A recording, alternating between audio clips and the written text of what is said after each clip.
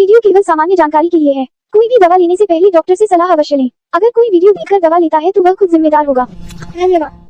तो हेलो दोस्तों, आज हम लोग बात करने वाले हैं पेट में गैस बनने के पक्के इलाज के बारे में। ठीक है, हमारे पास बहुत सारे पेशेंट आते हैं, उनको समस्या रहती है, रोजाना उनको कैप्सूल्स वगैरह खानी पड़ती हैं और कई बार ये समस्या बहुत ज्यादा प्रॉब्लम करने लग जाती है कि आसानी से ठीक होती नहीं है। तो उसके क्या बेस्ट इलाज हो सकता है, नॉर्मल ट्रीटमेंट अपने को शुरुआत में क्या देना है, अगर ठीक नहीं हो तो अपन क्या बेस्ट ट्रीटमेंट उसको देंगे ताकि उसको ये प्रॉब्लम 100% हमेशा हमेशा के लिए ठीक हो जाए, उसके बारे में अपन बात करेंगे। तो सबसे पहले जानते हैं कि पेट में जो गैस बनने की जो प्रॉब्लम है उसको बोलते हैं फ्लैचुलेंस। ठीक है, तो what is flatulence? Flatulence refers to the accumulation, मतलब इकट्ठा हो जाना gas in the digestive system. जो अपना डाइजेस्टिव सिस्टम है, पाचन तंत्र है, आंतों वगैरह में, इन सब में क्या पेट में क्या होता है, एक्युमुलेशन, जो गैस होती है उसका इकट्ठा हो जाना, जो कि फिर एक्सपेल होती है अपने रेक्टम के थ्रू में। ठीक है, रेक्टम के थ्रू वो फिर बाहर निकलती है। ये वैसे तो एक नॉर्मल बॉडी एक्टिविटी है, ठीक है, लेकिन अगर ये ज्यादा हो जाए, जिसमें स्मेल बहुत ज्यादा गंदी आ रही है, तो वहां पे अपने को क्या होता है, डिस्कम्फर्ट फील होता है, एम्प्रेसमेंट फील होता है। ठीक है, तो ये एक प्रॉब्लम क्रिएट कर सकती है। वैसे तो नॉर्मल बॉडी फंक्शन, लेकिन ज्यादा हो रही है तो फिर वो प्रॉब्लम बन जाती है। तो उसके बारे में अपन बात करेंगे कैसे इसको ठीक किया जाता है। अब कोशिश के बारे में जानना सबसे ज्यादा जरूरी है। डाइटरी फैक्टर्स इसके अंदर आता है, जैसे अपन बहुत ज्यादा ऑयली फूड खा रहे हैं, ठीक है, बाहर का ज्यादा खा रहे हैं, ठीक है, और हैवी ज्यादा खाना खा रहे हैं अपन, जैसे कि चिकन हो गया, बेसन हो गया, ठीक है, ये सब अगर अपन बहुत ज्यादा ले रहे हैं ऑयली फूड, तो ये फिर ये प्रॉब्लम बन सकती है। उसके बाद में एरोफेजिया। एरोफेजिया मतलब कि एरो मतलब कि एयर, फेजिया मतलब निगलना। अगर अपन खाने के साथ साथ में बीच में बातें करते हैं तो अपन क्या होता है कि एयर है ना, वो अपने खाने के साथ साथ में अंदर चली जाती है, जिससे भी ये प्रॉब्लम हो जाती है। इनडाइजेशन, अगर खाना ठीक से नहीं पच रहा है या लीवर सही से काम नहीं कर रहा है खाने को पचाने के लिए, तब ये प्रॉब्लम हो सकती है। लैक्टोज इंटॉलरेंस, ठीक है, अगर किसी के खाने में लैक्टोज नहीं पच रहा है, जैसे किसी को जो दूध होता है ना उससे प्रॉब्लम होती है, ठीक है, तो वो एक प्रॉब्लम हो सकती है। डाइजेस्टिव डिसऑर्डर्स अपने को हो सकते हैं, जैसे कि इन्फ्लेमेटरी बाउल सिंड्रोम हो गया, ठीक है, इन सब में भी ऐसा हो सकता है। गट बैक्टीरिया मतलब कि जो अपने जो बैक्टीरिया जो होते हैं, जैसे लैक्टोबैसिलस बेसिलस, तो इनका जो सारे बैक्टीरिया जो उनका अगर वो बैलेंस गड़बड़ा जाता है, ठीक है, अगर अपने जो जरूरी बैक्टीरिया है वो कम हो जाते हैं या फिर जो बैक्टीरिया जिनकी जरूरत नहीं वो ज्यादा हो जाते हैं, तो भी पेट में गैस बनने की समस्या आ जाती है। तो ये सारे कोजेस देखने को मिलते हैं किसी को भी अगर फ्लैचुलेंस की प्रॉब्लम है तो उस केस में। अब यहाँ पे सिम्टम्स की अगर मैं बात करूँ, ठीक है, एब्डोमिनल ब्लोटिंग और हैवीनेस, ठीक है, अपने को पेट बहुत ज्यादा बोलते हैं कि भारी भारी लग रहा है, पूरा भरा भरा पेट लग रहा है, ब्लोटिंग जैसे कि फूल गया है, ठीक है, जैसे बहुत कुछ खा लिया हो। Mild to severe stomach cramps, ठीक है, यहाँ पे अपने को हल्के फुल्का या फिर सीवियर पेन भी हो सकता है, दर्द भी हो सकता है, ठीक है, जिसको अपन क्रैम्प्स बोलते हैं। फ्रेक्वेंट बर्पिंग, बार बार खट्टी डकारे आना, ठीक है, फाउल स्मेलिंग, गैस रिलीज होना, जिसमें है कि स्मेल बहुत ज्यादा गंदी होती है। ठीक है, feeling of discomfort in the stomach, ठीक है, अपने को पेट में बहुत ज्यादा डिस्कम्फर्ट फील होता है, बहुत टाइट टाइट होता है, भरा भरा होता है, ठीक है, अपने को बहुत ही मतलब अलग लगता है, बेचैनी सी होती रहती है। तो ये सारे सिम्टम्स देखने को मिलते हैं जब भी किसी को फ्लैचुलेंस की प्रॉब्लम होती है उस केस में। उसके बाद में जो मेन बात आती है वो है इसके ट्रीटमेंट प्रोफाइल की, कि आखिर ठीक है ये जो प्रॉब्लम है वो ज्यादा खाने से हो रही है, हैवी वेट जो लोगों का हो जाता है उनको ज्यादा प्रॉब्लम आती है, लेकिन इसका ट्रीटमेंट कैसे करना है। तो यहाँ पे अपन सबसे पहले बात करते हैं टैबलेट बेस्टोजाइम। बेस्टोजाइम जो मैंने बताया कि अगर किसी को खाना पच नहीं पा रहा अच्छे से, तो वहां पे बेस्टोजाइम हेल्प करता है खाने को पचाने में। इसके अंदर वो एंजाइम्स होते हैं जो कि खाने को अच्छे से पचा सकते हैं, जिनको अपन डाइजेस्टिव एंजाइम्स बोलते हैं। तो ये जो कैप्सूल होती है, पेशेंट को एक कैप्सूल सुबह एक कैप्सूल शाम को खाना खाने के बाद में दी जाती है ताकि उसका खाना अच्छे से पच सके। उसके बाद में सेकंड नंबर पे आता है डोमपेरिडोन टैबलेट, ठीक है, डोमपेरिडोन टैबलेट यहाँ पे अपने को क्या काम करती है कि जैसे अगर किसी को एसिडिटी की प्रॉब्लम बहुत ज्यादा हो रही है तो उसको बेचैनी सी फील होती है, जैसे ऐसा कई बार ऐसा मन होता है जैसे वोमिटिंग सी आ रही हो, ठीक है, तो ये एक जो बेचैनी जो फीलिंग होती है, जैसे दिमाग भारी भारी रहना, ठीक है, वोमिटिंग फील होना, तो उसको खत्म करने के लिए डोमपेरिडोन की जो टैबलेट होती है वो यूज की जाती है।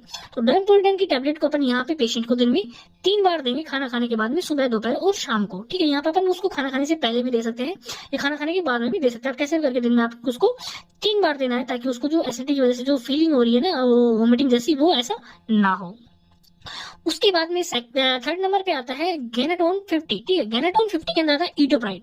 ईटोप्राइड जो होता है ये गैस को मतलब कि जो ज्यादा एसिड रिलीज हो रहा है, मतलब एसिडिटी जो बन रही है उसको खत्म करने के लिए ये ब्रेन के थ्रू काम करता है। जैसे ओमिप्राजोल, पेंटाप्राजोल हो गया, ये प्रोटोन पंप इनिबिटर होते हैं, प्रोटोन पंप को इनिबिट करते हैं गैस रिलीज के लिए, लेकिन ये एक ब्रेन पे काम करता है कि वो वहाँ पे गैस रिलीज मतलब कि ज्यादा नहीं होने देता है, एसिडिटी मतलब जो एसिड जो रिलीज हो रहा है, ठीक है, वो ज्यादा नहीं होने देता है।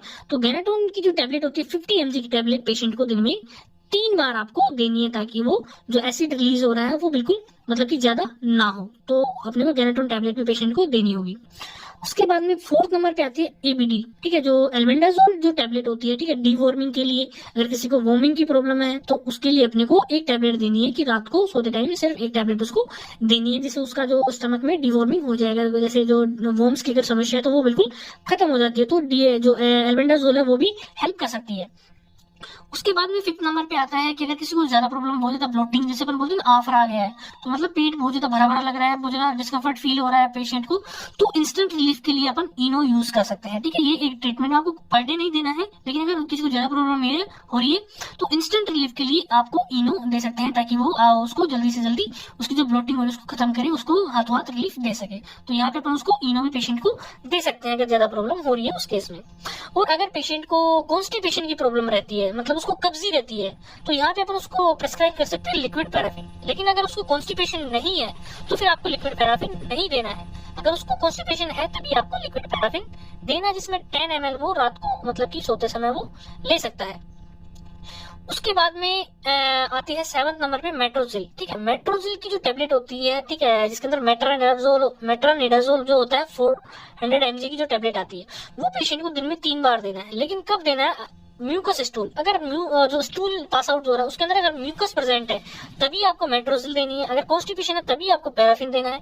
तो ये एक ऑप्शनल में, ये दोनों जो 6 नंबर और 7 नंबर पे जो है मेडिसिन, ये ऑप्शनल में है, अगर प्रॉब्लम है तभी आपको देनी है। और इनो जो है वो भी आपको इंस्टेंट रिलीफ के लिए देना है, पर डे ट्रीटमेंट के लिए नहीं देना है। लेकिन आपको कंटिन्यूसली ट्रीटमेंट ये आपको देना पड़ेगा पेशेंट को, तब जाके उसका जो है, जो पेट के अंदर जो गैस बन रही है उसका इलाज हो सकता है, ठीक है। तो ये है एक complete treatment. First of all आपको ये ट्रीटमेंट देना है पेशेंट को। अगर कोई पेशेंट आपके लिए पास में जो फ्लैचुलेंस की प्रॉब्लम लेकर के आता है, अगर आपको प्रॉब्लम है तो ये जो ट्रीटमेंट है वो पेशेंट को दिया जाता है। उसके बाद में आते हैं नेक्स्ट स्टेप। अगर पेशेंट को इससे रिलीफ नहीं मिल रहा है, पेशेंट को ज्यादा प्रॉब्लम हो रही है, तो उस केस में आपको क्या करना है? तो उसमें सबसे पहले आपको यूज करनी है एंटासिड सिरप, जिसके अंदर अपन बोले कि गैलोसिल एमपीएस एंटासिड सिरप होती है, ठीक है। जो अपन इस सिरप को अपन देंगे पेशेंट को 10 ml दिन में 3 बार, ठीक है। जो एसिड रिलीज हो रहा है ना उसको न्यूट्रलाइज कर सके, ताकि जो पेट के अंदर जो गैस बन रही है ना वो ना बने। तो एंटासिड एक सिरप अपने को लेनी होगी। तो उसके अंदर आप गैलोसिल एमपीएस, जो कि काफी ज्यादा इफेक्टिव होती है, ठीक है। ये क्या करती है कि जो अपना जो स्टमक का जो अपर पार्ट है, अपर पार्ट को तो ये क्या कर देती है, कॉन्स्ट्रिक्ट कर देती है, और जो लोअर पार्ट है उसको बिल्कुल रिलैक्स कर देती है, ठीक है, जिससे जो गैस का फॉर्मेशन है ना वो नहीं होता है, और जो एसिड को है ये न्यूट्रलाइज कर देती है। तो ये अपने को पेशेंट को दिन में 3 बार देनी है, 10 ml पर सिरप उसको देंगे। उसके बाद में वीबैक सैशी, ठीक है। वीबैक सैशी जो मैंने बताया था कि अपने अंदर जो गट बैक्टीरिया होते हैं वो अगर इम्बेलेंस हो गए हैं तो उस केस में अपने को गैस बनने की समस्या आ सकती है। तो उनको बैलेंस करने के लिए प्रीबायोटिक और प्रोबायोटिक का जो कॉम्बिनेशन होता है, ठीक है, वो जो ये सैशी जो होता है ये पाउडर की फॉर्म में होता है। ये सैशी अपने को पेशेंट को देना होता है, एक सुबह और एक शाम को खाना खाने के बाद में। ये आपको कंटिन्यूसली 5 दिन के लिए ट्रीटमेंट देना पड़ेगा। तो जो प्रीबायोटिक प्रोबायोटिक का जो कॉम्बिनेशन है ना वो आपके गट बैक्टीरिया को बैलेंस कर देता है और खाना आसानी से पच जाता है। तो आपको ये सेशन देना है पेशेंट को, एक सुबह और एक शाम खाना खाने के बाद में उसको देना होता है। उसके बाद में 3rd नंबर पे आता है सोर्बिलाइन सिरप, ठीक है। जो मैंने बताया कि अगर आपका लीवर कमजोर है, खाना पचा नहीं पा रहा है वो अच्छे से, आपका जो हल्का फुल्का खाना भी खा रहे हैं तो उसमें भी अगर प्रॉब्लम आ रही है, तो लीवर अपना काम अच्छे से कर सके, खाने को अच्छे से पचा सके, उसके लिए सबसे बेस्ट सिरप जो होती है वो है सोर्बिलाइन। सोर्बिलाइन सिरप को अपन पेशेंट को 10 ml दिन में 3 बार आपको देना होता है, 10 ml खाना खाने के बाद में, ताकि उसका लीवर जो है अच्छे से काम करे और खाने को अच्छे से पचा सके। जब खाना अच्छे से पचता है तो फिर उसमें क्या होता है कि जो गैस के फॉर्मेशन है ना वो नहीं होता है, ठीक है। अगर खाना अच्छे से नहीं पच रहा है तब वो एसिडिटी ज्यादा पेट में हो जाती है, ब्लोटिंग हो जाती है। तो सोर्बिलाइन सिरप भी आपको पेशेंट को देना होगा। उसके बाद में सिर्फ कार्बोनिसाइड जो कि एक कार्बोनेटिव प्रॉपर्टी होती है, ठीक है। ये जो कार्बोनेटिव प्रॉपर्टी होती है ना ये क्या करती है कि जो अपने पेट के अंदर जो गैस की जो बबल्स है उनकी जो सरफेस टेंशन है ना उसको रिड्यूस कर देती है, मतलब कि वो फूट जाते हैं। और जैसे ही वो फूटते हैं तो अपने क्या, तो बर्पिंग, जैसे अपने को डकार आती है ना, तो जो गैस जो है ना अपने डकार के थ्रू, बर्पिंग के थ्रू वो क्या होती है, माउथ के थ्रू रिलीज हो जाती है, ठीक है। तो कार्बोनेटिव जो होते हैं जिसके अंदर कार्बोनिसाइड जो सिरप जो आती है उसका भी अपन यूज कर सकते हैं। तो इस सिरप का भी अपने को 10 ml दिन में 3 बार देना होगा, खाना खाने के बाद में, दोपहर में और शाम को खाना खाने के बाद में अपन उसको देंगे। जैसे कई बार अपन होटल में जाते हैं ना तो अपने को वो सौंफ और जो मीठी सौंफ जो होती है वो देता है, वो कार्बोनेटिव का ही काम करते हैं। तो यहाँ पे अपन कार्बोनिसाइड सिरप उसको देंगे ताकि जो उसकी जो गैस है वो बर्पिंग के थ्रू बाहर निकल जाए और जो गैस का जो सरफेस टेंशन है ना वो रिड्यूस हो जाए। तो यहाँ पे 4th नंबर पे आपको कार्बोनिसाइड सिरप देनी होगी पेशेंट को। उसके बाद में 5th नंबर पे आता है टैप गैसेक्स, ठीक है। जो गैसेक्स जो टेबलेट आती है ये एक आयुर्वेदिक टेबलेट है, हिमालय के नाम से, हिमालय ब्रांड की जो है गैसेक्स के नाम से आपको आपको देखने को मिल जाती है। तो गैसेस टैबलेट जो क्या करती है, जो पेट के अंदर जो गैस बन रही है ना उसको बनने नहीं देती है, न्यूट्रलाइज करती है, एसिड प्रोडक्शन को कम करती है। तो ये एक आयुर्वेदिक तरीके से हेल्प करती है अपनी, ताकि इसको अपन लंबे टाइम तक भी लेंगे तो अपने को कोई दिक्कत नहीं होती है। और ये जो ट्रीटमेंट है ना कम से कम आपको 5 दिन के लिए पेशेंट को देना है।